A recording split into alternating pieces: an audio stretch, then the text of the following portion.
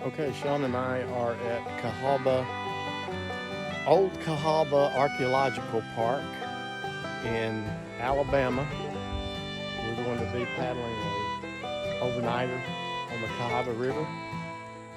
We're at the park, which is going to be our takeout. We're waiting for our shuttle to take us up to Highway 80 where we're going to put in. We've already dropped the canoe, most of the gear off there. And it's beautiful weather. Look at that sky. John.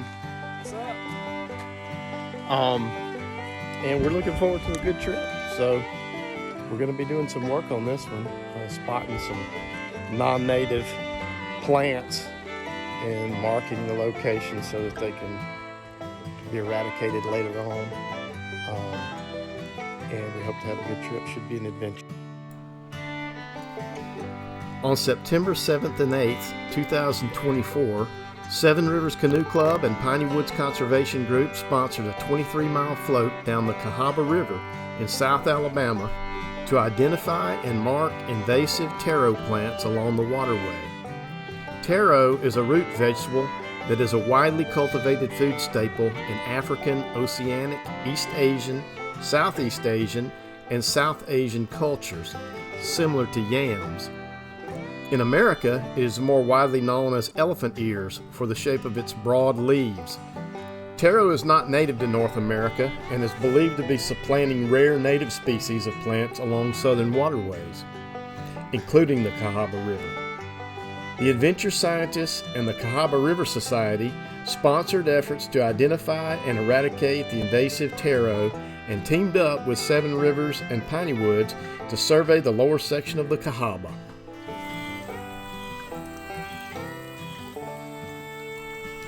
For this overnight adventure, we selected one of our Old Town Guide 147 canoes, a two-seater with plenty of space for our gear.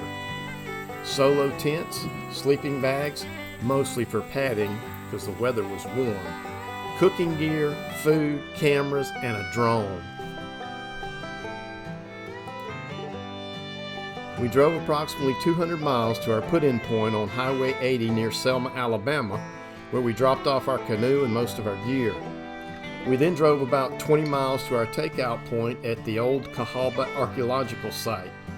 The historic town of Cahaba was carved out of the wilderness in 1819 to be Alabama's first state capital. It was a thriving antebellum river town strategically located at the confluence of the Cahaba River and the Alabama River. But by the end of America's Civil War, it was largely abandoned and is now Alabama's most famous ghost town. Today, its existence would be barely noticed if it weren't for the historical park that now highlights the old town.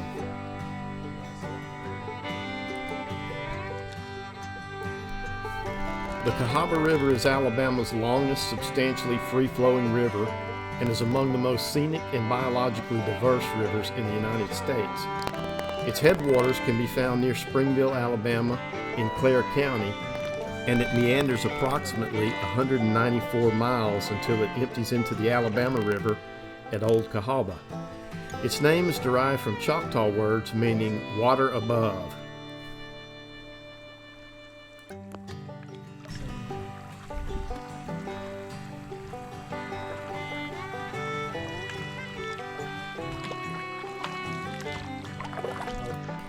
Since we were paddling the lower section of the river, we did not expect much in the way of fast water or shoals.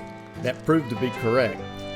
The only mid-river features we encountered were a few sandbars and a single gravel island facing a large, beautiful bluff.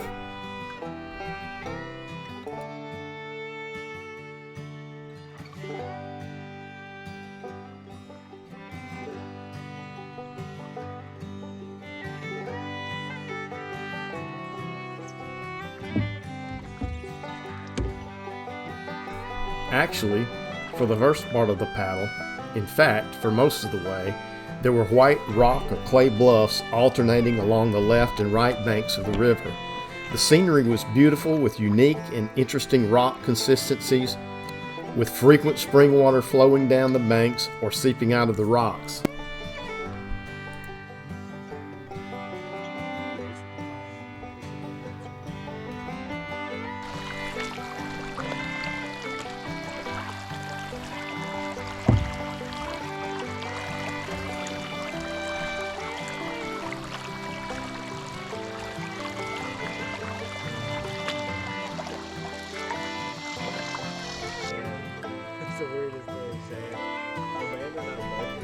The Cahaba was mostly a gentle and fairly wide river on this lower section.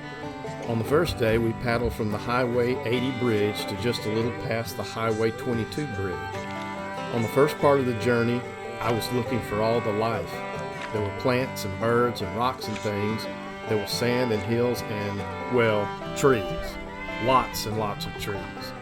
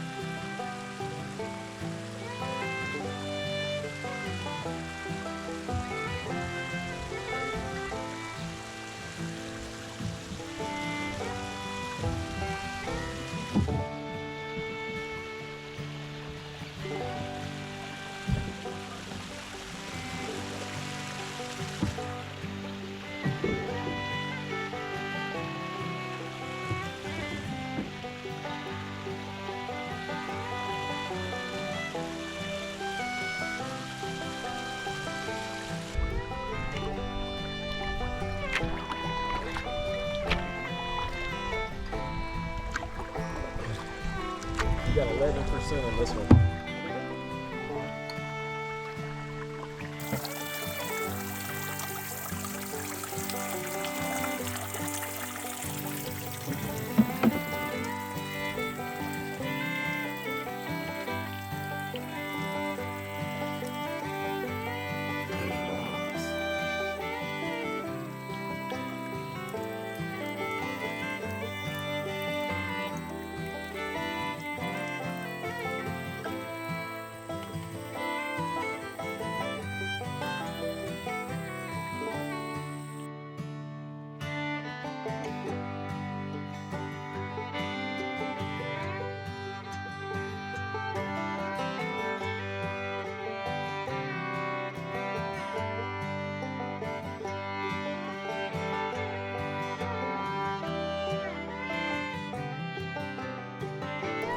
After paddling about 14 miles on the first day, we made camp on the last sandbar on the river.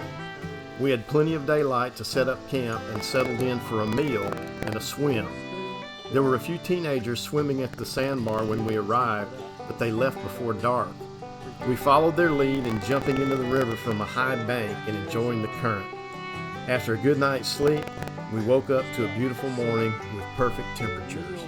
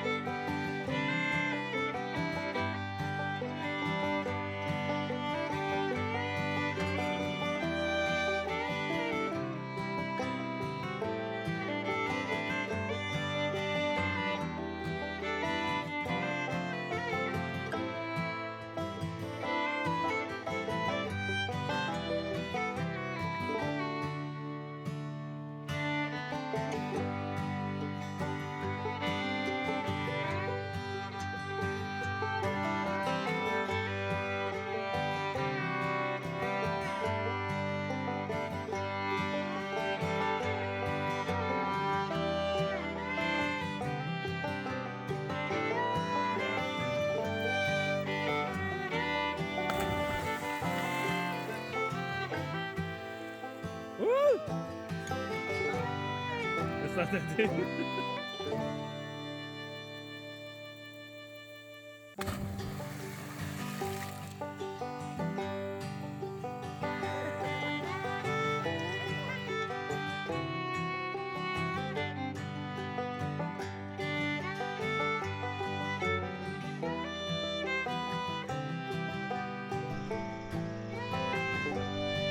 All right, here we are after a great night. It got cool. We had to jump in our sleeping bags. Had a nice hearty breakfast of biscuits and gravy. Delicious. We've already packed up our tents except Sean's got his tent left. He's packed everything else up. You see how we pack. And it is an absolutely glorious morning. It feels good. It's nice and cool, but it'll get warm. The water feels really warm with this outside temperature being so low. Look at that beautiful shot right there.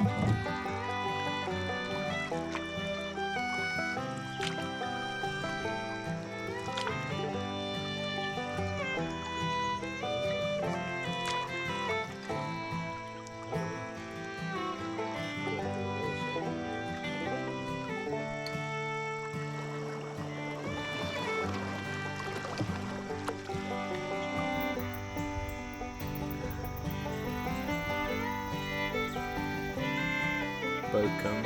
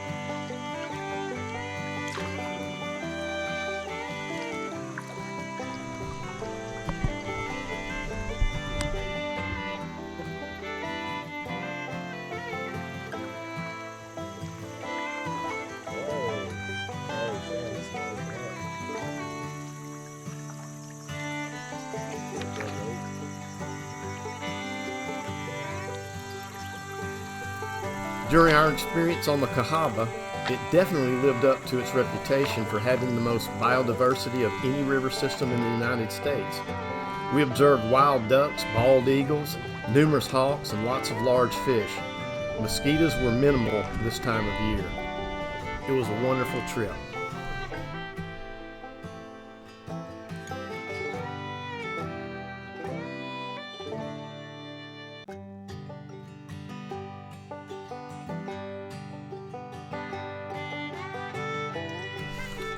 Hopefully, we made a small contribution to keeping the Cahaba River authentic and preserving its native biosphere. We certainly enjoyed our experience,